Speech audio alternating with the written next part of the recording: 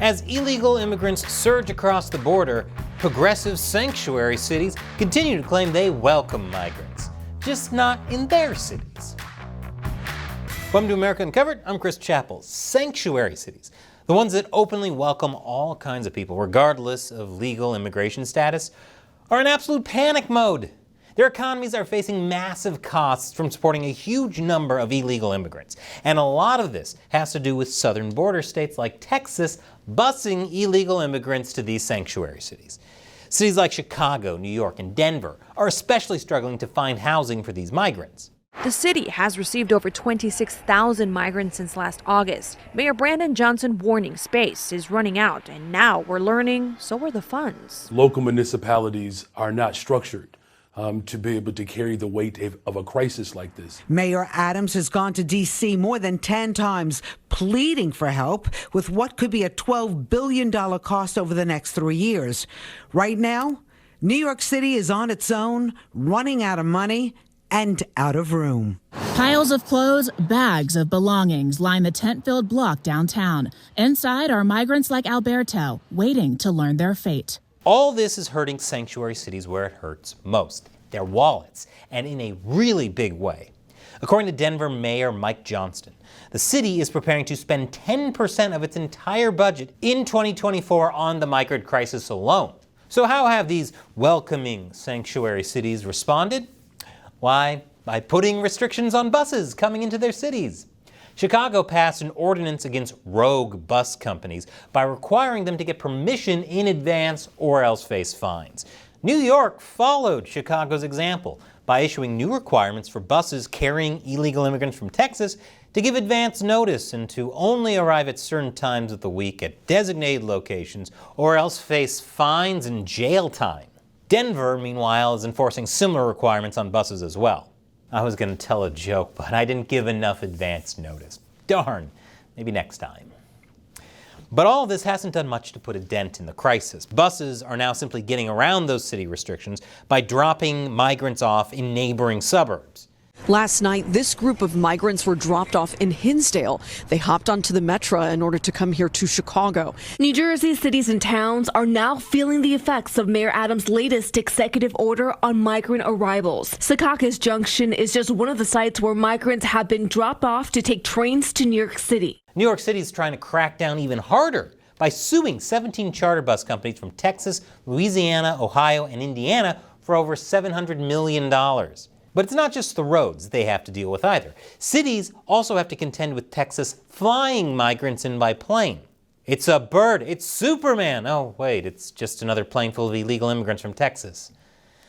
And the crisis is proving simply too much for sanctuary cities. That's why the mayors of Chicago, New York City, and Denver held a virtual news conference in December pleading for federal help. More specifically, they want more federal funds, efforts to expand work authorization, and a schedule for when buses arrive. But so far, the Biden administration has been pretty slow to fix the problem, which has led to a lot of frustration within the Democratic Party, with some believing Biden left Democratic cities in the ditch. But it wouldn't be a good look for Democrats to blame Biden, which is why Democratic mayors are publicly putting most of the blame on Texas Governor Greg Abbott. But are they really in a position to do that? I'll tell you more after the break. Welcome back. Democratic mayors overseeing sanctuary cities are hitting a breaking point with migrants. And Texas Governor Greg Abbott has become their punching bag for their migrant woes. You know, what Governor Abbott is doing is, quite frankly, it's reckless. Governor Abbott's continuing use of migrants as political pawns is not only chaotic and inhumane, but makes clear he puts politics over people. The White House is also getting in on the blame game, with White House spokesman Angelino Hernandez claiming that Governor Abbott is showing how little regard or respect he has for human beings. On top of that, the White House is also blaming House Republicans for the border crisis, accusing them of having an anti-border security record by opposing immigration reform proposals and Biden's funding initiatives. We have House Republicans that's literally blocking the president's effort to do something.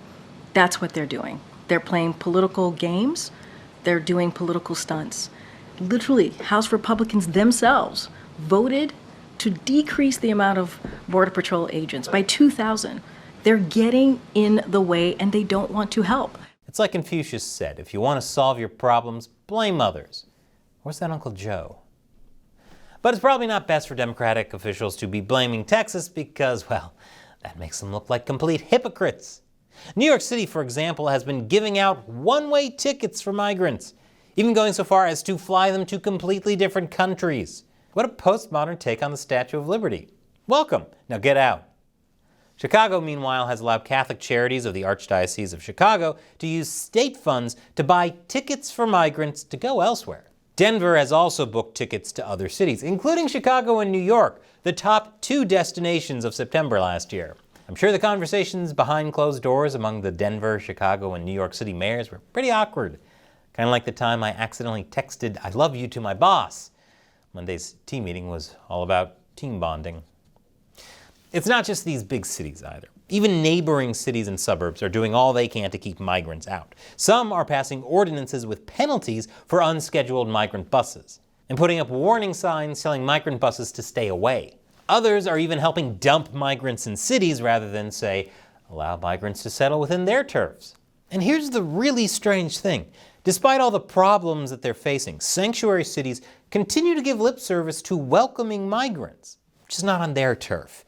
These cities say how they are a diverse community that welcomes people of all kinds, regardless of immigration status, and that they're only complaining because of concerns for migrant safety and coordination. Right. They're just concerned about their safety. That's why they're flying people to other countries. They're not hypocrites. They're just doing the opposite of what they say. You know who else did that? Karl Marx, which you can learn more about in the latest episode of my new show, Deep Thoughts While Gaming. Click here. And America Uncovered wouldn't exist without your support. All it takes is $1 an episode, and you can set a monthly limit. Click on that orange button to head over to Patreon. Once again, I'm Chris Chappell. Thanks for watching America Uncovered.